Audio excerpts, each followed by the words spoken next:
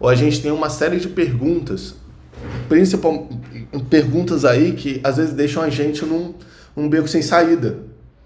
Que aí forçam a gente a falar não sei. E isso acaba desclassificando a gente. Mas com esse padrão, com uma estrutura de perguntas e respostas ali, você sabendo exatamente o que responder para cada pergunta, você já vai preparado. E aí isso é muito legal, principalmente, por quê? Porque você evita de ficar com aquela ansiedade, com aquela síndrome do impostor, achando que, poxa, você vai para a entrevista para falar o que vem na mente. Você vai para a entrevista para falar tudo o que você sabe, tentar explicar tudo o que você sabe para o recrutador, e o recrutador ele não quer saber isso. Sabe o que ele quer saber? Como que você vai ajudar a empresa. Você sabe por que os requisitos das vagas elas separam entre júnior, pleno e sênior? E aí eu fiz uma pergunta esses dias para os alunos, principalmente nas mentorias aqui, 1 a 1. Eu falei para alguns alunos, cara, se a gente tivesse um pleno, um júnior, um pleno, um sênior, todos querendo um salário aí de 5 mil, qual que a empresa pegaria? Se todos são o mesmo salário, é claro que a empresa pegaria o sênior, muito provavelmente 99% das vezes. Por quê? Porque o sênior ele é muito mais provável de resolver o problema da empresa. Ele é muito mais provável de dar uma solução melhor para a empresa, seja o problema sendo performance, seja o problema sendo produtividade, seja o problema sendo demanda, seja o problema sendo uma aplicação pegando fogo. O sênior ele consegue dar muito mais soluções. Agora, como que você vai usar isso a seu favor para você passar na entrevista? O padrão, geralmente, de uma entrevista normal quando você entra numa entrevista, o RH vai chegar lá e aí ele vai contar uma história sobre a empresa, vai explicar um pouco sobre a empresa, vai falar um pouco sobre o objetivo, a cultura da empresa e vai fazer a famosa pergunta. Olha, fulano, me fala um pouco sobre você, me fala um pouco sobre a sua carreira. Eu quero ouvir sobre você, me fala um pouco sobre você. E aí você vai e conta. Os alunos da operação, por exemplo, eles têm um script ali para seguir nessa pergunta, falando sobre as suas experiências ou falando sobre os seus projetos. Se é uma pessoa júnior, não tem experiência ainda. A gente tem ali um discurso condicionado para cada um, mas você tem ali essa pergunta na entrevista. Você responde sobre a sua experiência, você responde sobre cada experiência que você passou, cada projeto que você passou, cada empresa que você passou, que solução que você trouxe, por que você foi contratado, qual que era o objetivo de você ter sido contratado, que solução que você trouxe, que legado que você deixou na empresa de solução quando você saiu. Então isso é importante de frisar. E aí depois eu sempre gosto de chegar para o entrevistador ou para a entrevistadora e perguntar, olha, qual que é o problema da empresa? Por que vocês estão contratando? É para cuidar de uma aplicação específica que está pegando fogo? É para cuidar de é porque tem muita demanda na empresa e tem pouca gente no time? Vocês estão contratando para somar mais a demanda? É porque a empresa ela está com alguma aplicação sozinha e que precisa de alguém tomando conta? Qual que é o objetivo? Por que vocês estão com essa vaga aberta? E aí o recrutador vai te explicar. Se ele não souber, ele vai falar para você perguntar para o cliente na próxima entrevista e tal. Mas geralmente ele sabe, geralmente o recrutador ele sabe. E aí ele vai explicar para você o porquê que a vaga está aberta. Nesse sentido, quando você fez essa pergunta, toda a sua entrevista vai ser condicionada exatamente nesse rumo, exatamente nesse caminho, tá? Então, cara, ou moça, quando você sabe que a empresa ela tá com uma aplicação pegando fogo, por exemplo, você tem que perguntar, mas você pode me explicar um pouco mais sobre esse problema? Por que está acontecendo com essa aplicação? E aí ela vai te explicar, por exemplo, ou ele vai te explicar ali o que está acontecendo de erro na aplicação. Você vai condicionar toda a sua entrevista a solucionar o erro, a como que você pode solucionar esse erro. Então, por exemplo, uma das entrevistas que estão lá na mentoria, nos materiais gravados, nas cacetadas de hora que a gente tem de material gravado lá, principalmente entrevista, é uma entrevista que eu fui para uma entrevista internacional e aí essa entrevista ela trabalhava numa empresa dos Estados Unidos muito legal, aliás. Eles eram uma empresa, sabe quando a galera se forma e fala o nome da pessoa? Fulano, vem aqui pegar seu diploma, tal. Então, era uma empresa que ela falava, ela gravava o áudio da pessoa, ela gravava o nome da pessoa e falava o nome da pessoa corretamente, para não ter erro quando falar o nome da pessoa quando ela se formasse.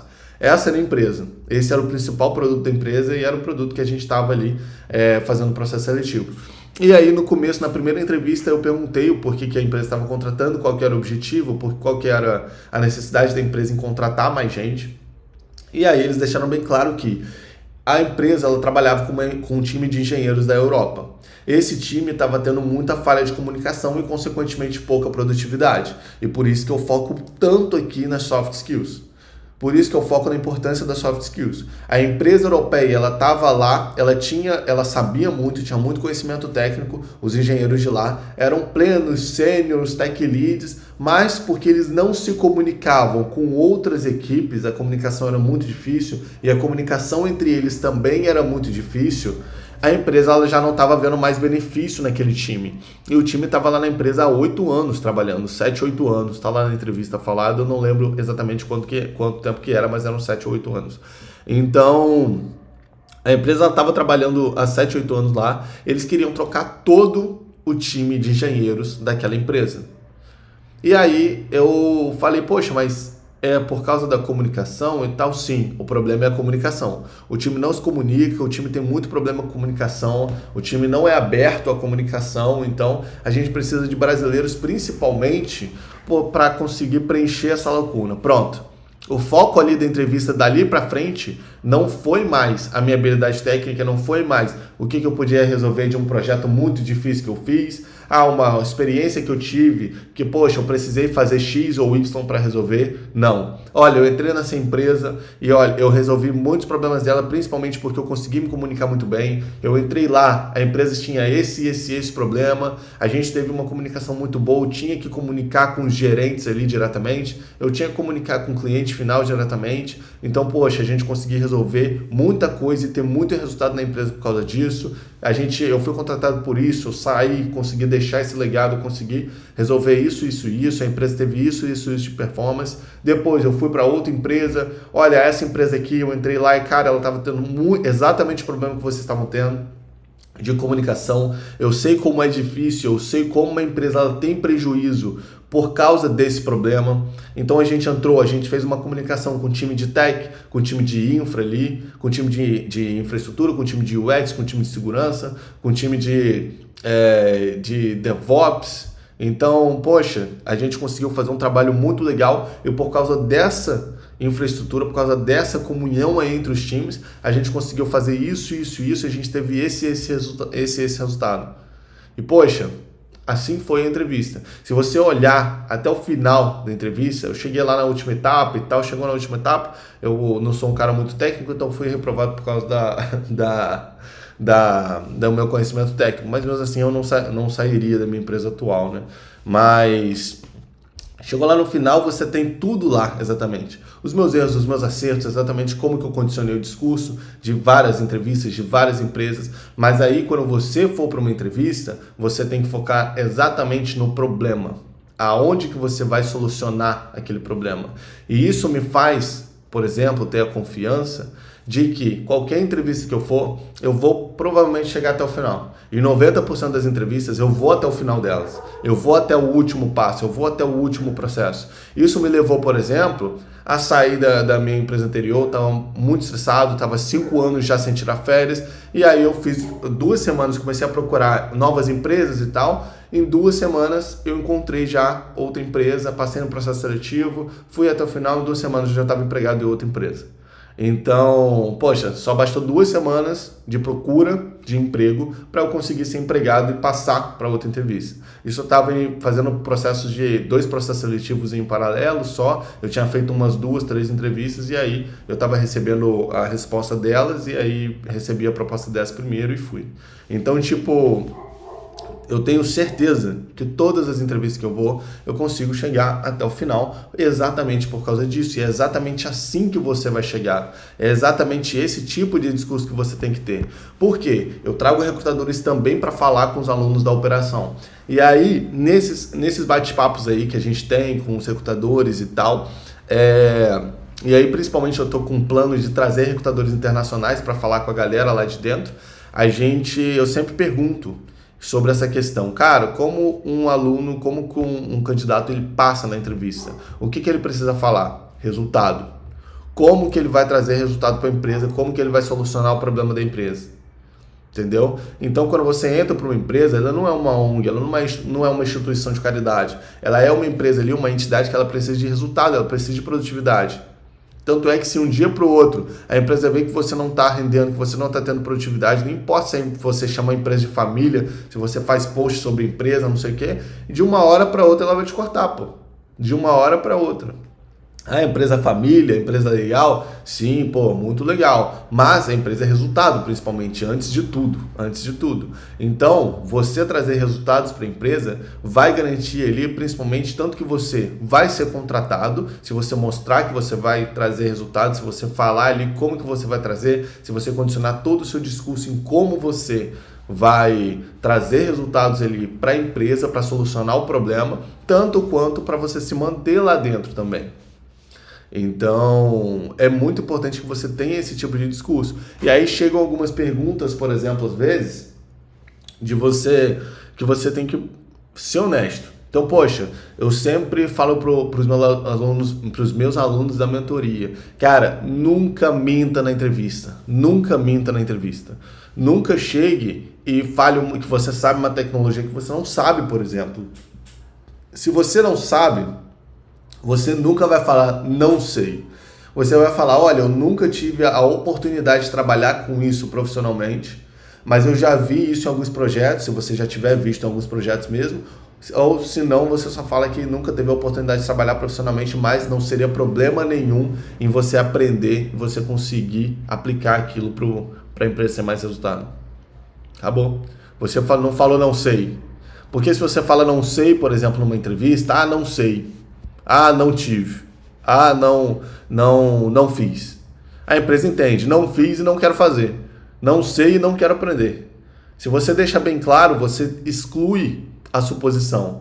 O recrutador, quanto mais você deixa o discurso aberto, mais ele supõe coisas. Então você abrir o discurso mais, você falar mais coisas para o recrutador supor que você sabe isso, tira a palavra supor, tira. Não tem suposição. Você tem que falar como você vai resolver o problema da empresa e como que você vai trazer resultado.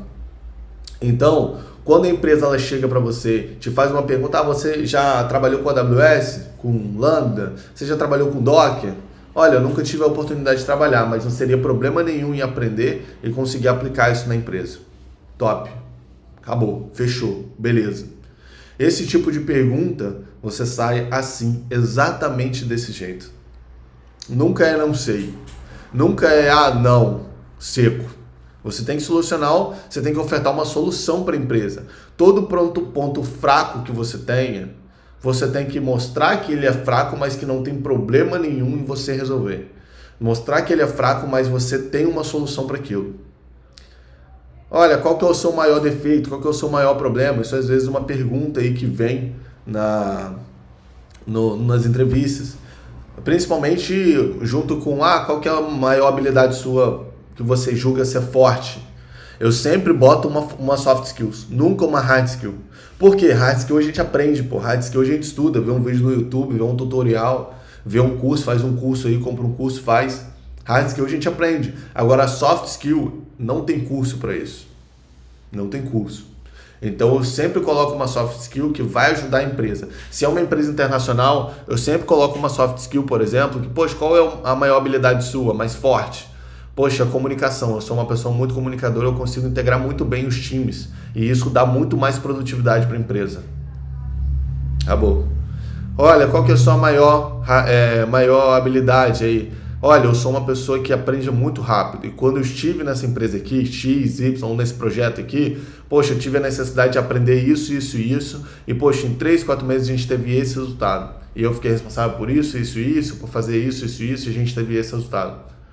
Você fala e você prova. Você fala e você prova. Coisas fortes você fala e você prova. Coisas fracas você fala e você mostra a solução. Qual que é a sua maior fraqueza? Eu não me dou bem com muita reunião uma em cima da outra. Mas, sempre que eu entro numa empresa, eu sei que a primeira semana de onboard, principalmente, ela tem muita reunião. Então eu sei ali também que eu vou precisar organizar melhor o meu horário e me organizar entre as reuniões para conseguir agir a minha demanda, porque eu sou uma pessoa que se preocupa com a produtividade da empresa. Eu não quero deixar a empresa na mão.